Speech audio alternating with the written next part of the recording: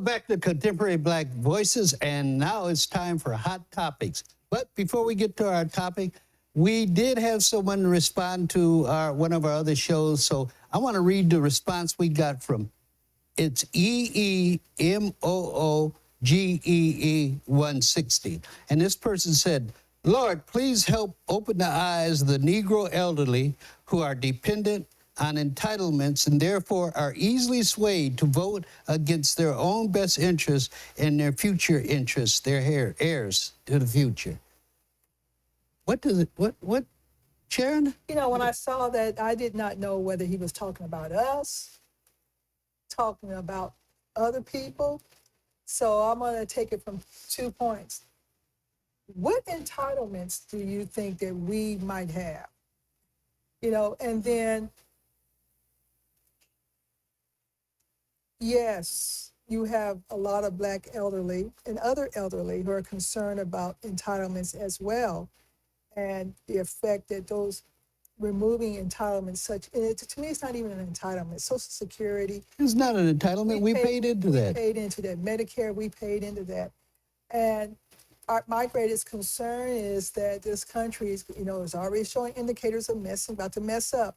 That my son, who has paid into Social Security, he may not get any benefits from that of which he's paid into. So I would like more understanding of what you mean by entitlements. I think that there is a misnomer that we're not aware. We are totally aware. We know that the Democrats are saying things. We know the Republicans are saying things. And a lot of times we're saying the same thing, but a different way. It's like a smoke screen. So we are more than aware of what's going on. You just don't like how we're offering our suggestions. Yeah, and if he's or she is considering Social Security an entitlement, and when we vote, if he's talking about a voting Democrat, well, they're the ones that protect all the entitlements.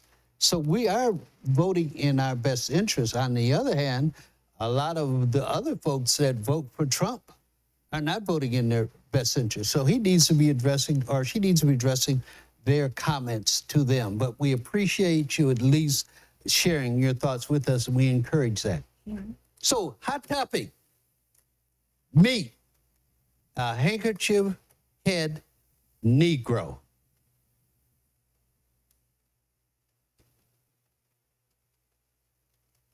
He and Kamala should have just taken the one sentence out. America has suffered because of slavery, but we've overcome that. We are the greatest nation on earth because we faced our demons in the mirror and made a decision. So often we think that all the issues, you talked about crime and education and healthcare, we always think that those issues go back to slavery. Here's the challenge though.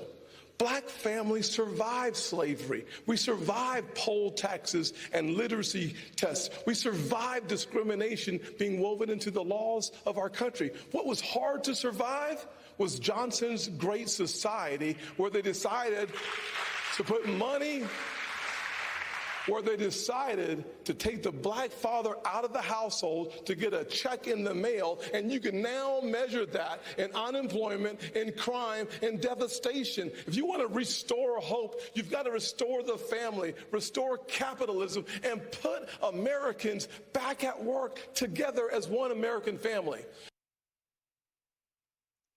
Okay. Oh, boy.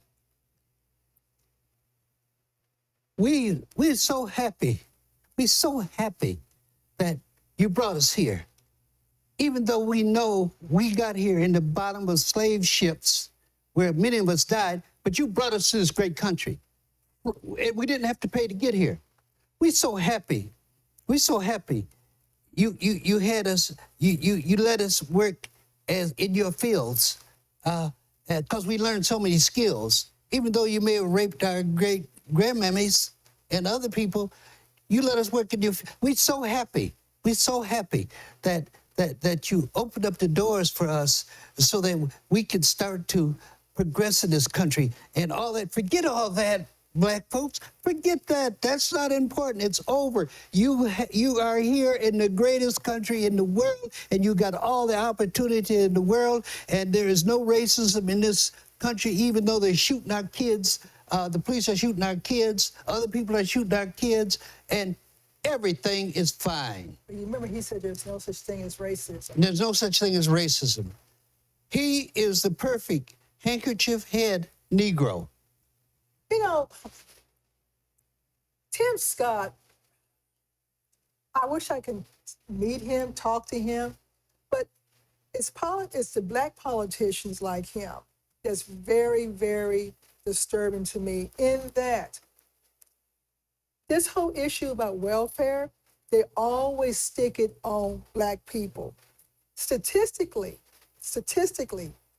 Pew Research, which is kind of like an extension of the National Center of Statistics, okay?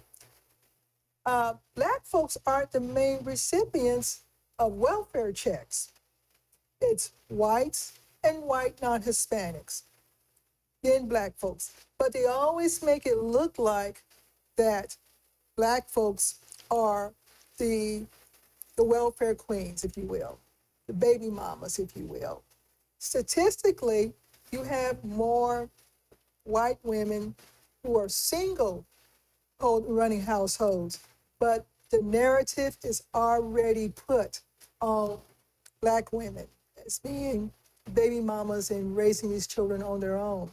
And remember, a president that the handkerchief head really supports was Reagan, who came up with the term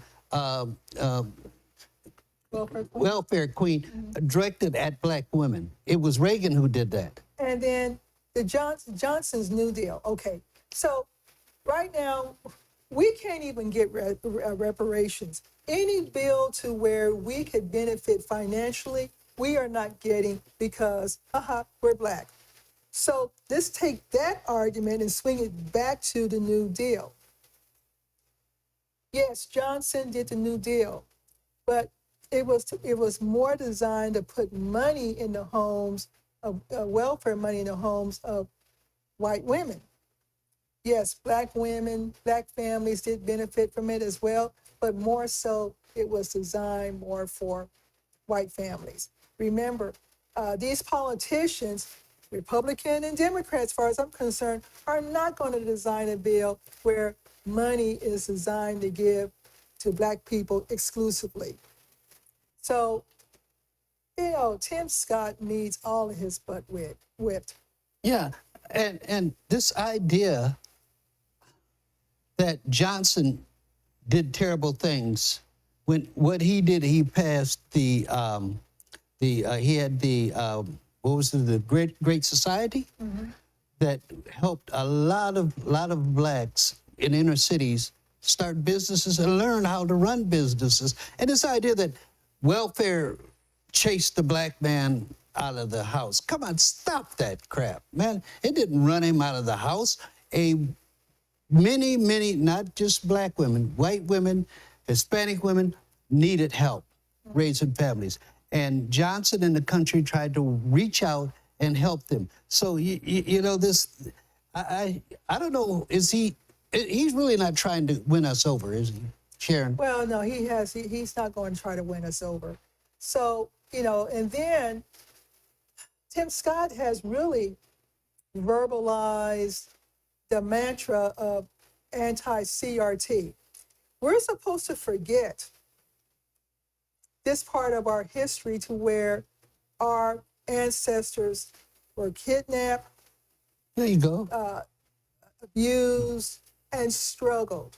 Put it in the bottom of slave ships. But the Jews, I'm gonna say it, we may get called out. They are allowed to continue to remind us about the Holocaust without any type of political effect at all. But black folks, we're supposed to forget.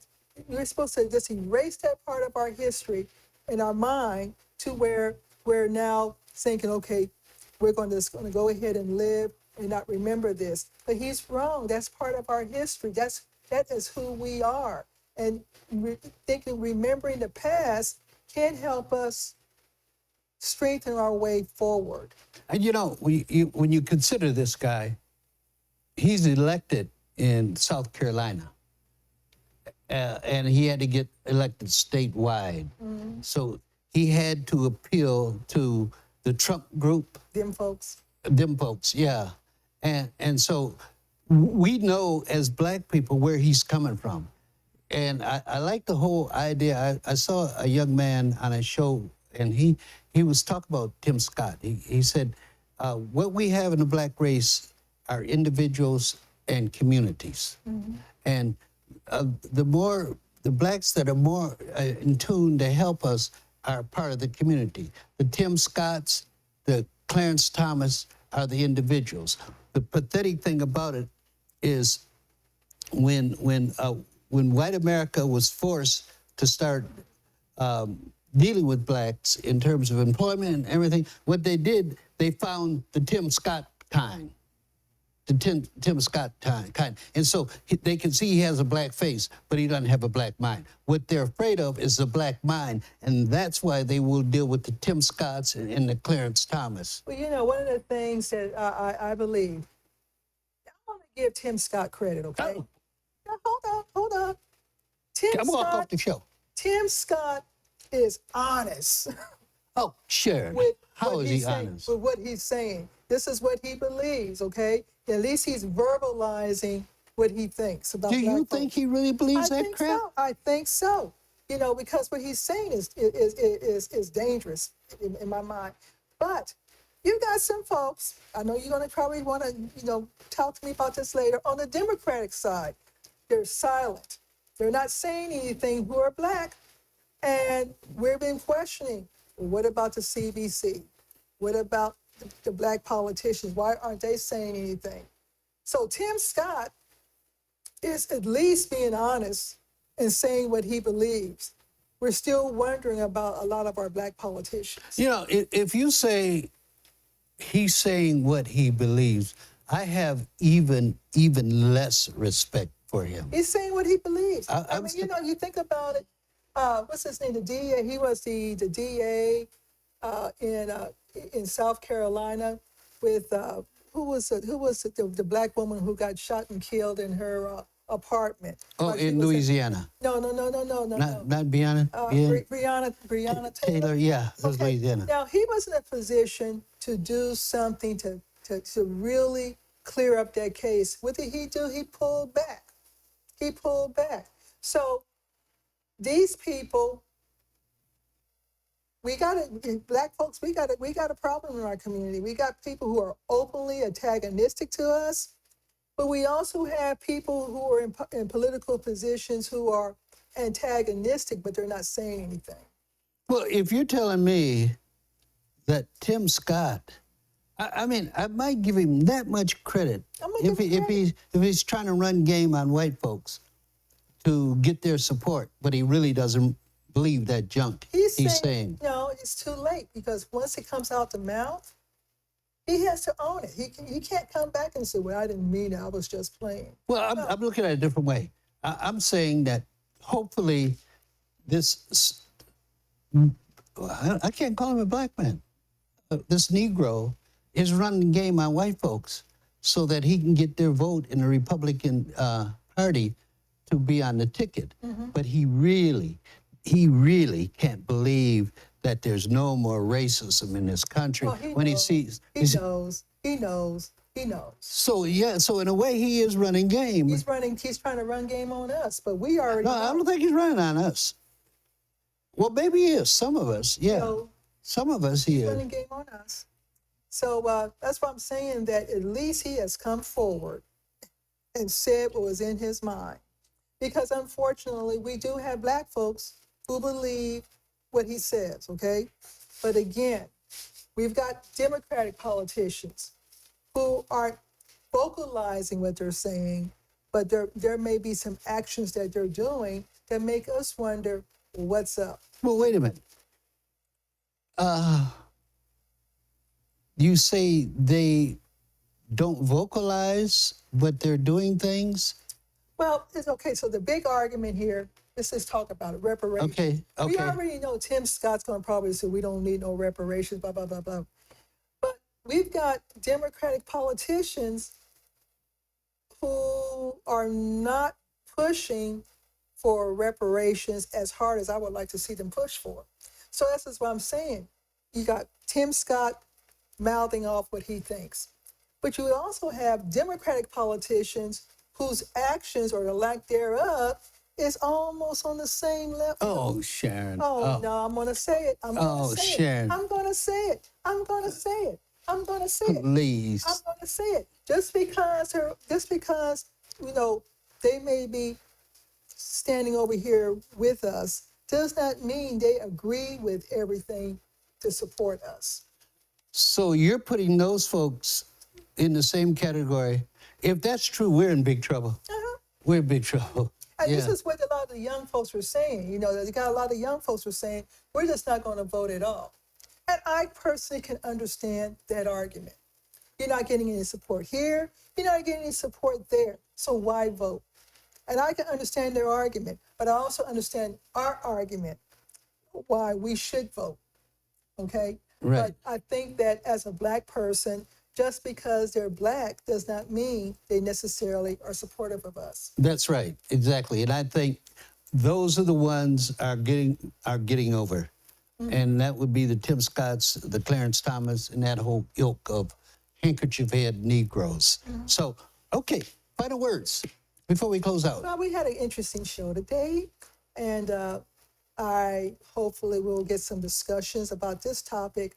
But again, like I said earlier, just because they're Black does not necessarily mean they're kinfolks. Okay, and for those of you out there who don't like me calling them handkerchief heads, too bad, because they are handkerchief heads.